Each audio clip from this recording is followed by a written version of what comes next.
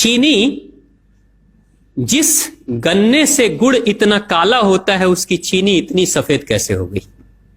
Chemicals उसमें डाले जाते हैं।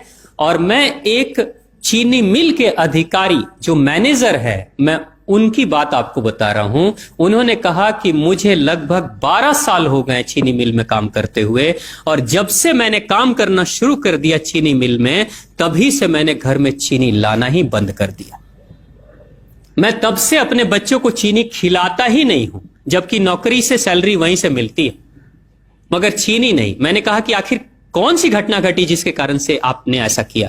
तो उन्होंने बताया एक छोटी सी घटना, कि चीनी मिल में जो ये पानी निकलता है ना, चीनी के बनने के बाद उस प्रोसेसिंग में जो पानी निकलता है, उस पानी में वो सारा केमिकल भी मिक्स रहता है, और उस पानी को चीनी मिल वाले लोग अक्सर एक टंकी में जमा करके रखते हैं। ये सभी चीनी मिल वालों के पास में होता है, आप भी कभी जाएंगे तो आपको भी पता चलेगा। वो टंकी में वो पानी रखा जाता है, लेकिन रोज रोज प्रोसेसिंग हो रहा है, रोज चीनी बन रही है, रोज बहुत सारा पानी आ रहा है, तो आखिर कब तक? एक टंकी की क्षमता है ना, कितने दिनों तक वो टंकी खाली रहेगी? भर जाती है, भरेगी तो फिर क्या करेंगे? खाली करना है।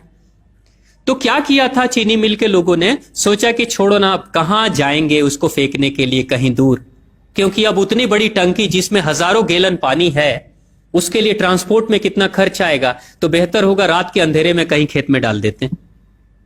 क्योंकि जनरली फैक्ट्रियां तो होती हैं ऐसे ही बिराने में, तो कहीं डाल देते किसी खेत में, क्या पता चलेगा पानी है कि चीनी मिल का पानी है, क्या है। तो ये सोचकर मैनेजमेंट वाले लोगों ने रात में ही उस पानी को खेतों में छुड़वा दिया, और नतीजा यह हुआ कि उस खेत की सारी फसल जल गई, मिट्टी बंजर हो गई। और जब किसान पता करने लगा कि आखिर क्या हुआ मेरे खेत में, जब चेकअप कराया वो मिट्टी का, तो पता चला कि इसमें तो चीनी मिल का जो वेस्ट मटेरियल है वो डाला गया है। तब उसको खबर मिली कि हां, किसी स्टाफ ने बताया कि हां, हमारे चीनी मिल से ही पानी डाला गया था आपके खेत में, और पूरी मिट्टी बंजर हो गई।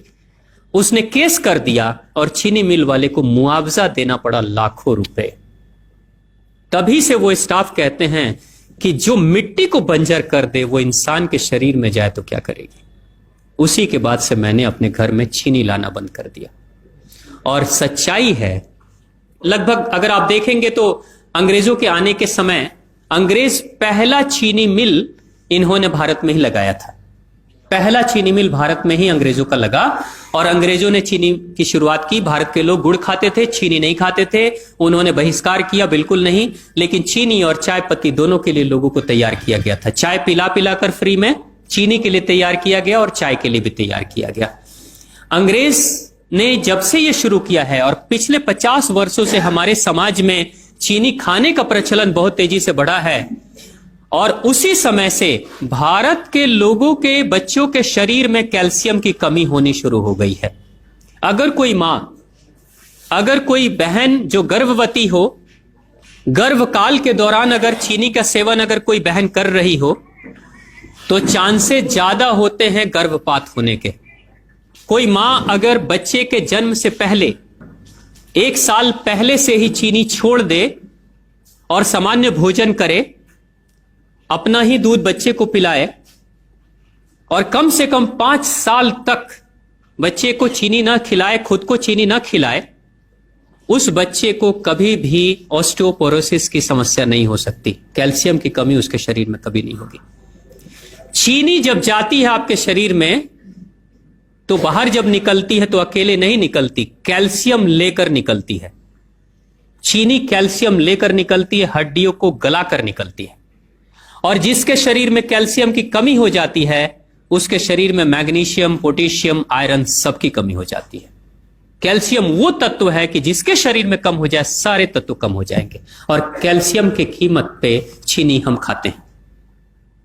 भारत, पाकिस्तान, बांग्लादेश, नेपाल, ऐसे कुछ देशों के अलावा दुनिया के बहुत सारे ऐसे राष्ट्र हैं जहां चीनी का इस्तेमाल ही नहीं होता। आज भी चीनी खाते नहीं, बहुत सारे देश नहीं खाते बिल्कुल। आप गुड़ खाया करिए, वो ज्यादा बेहतर है, चीनी को छोड़िए।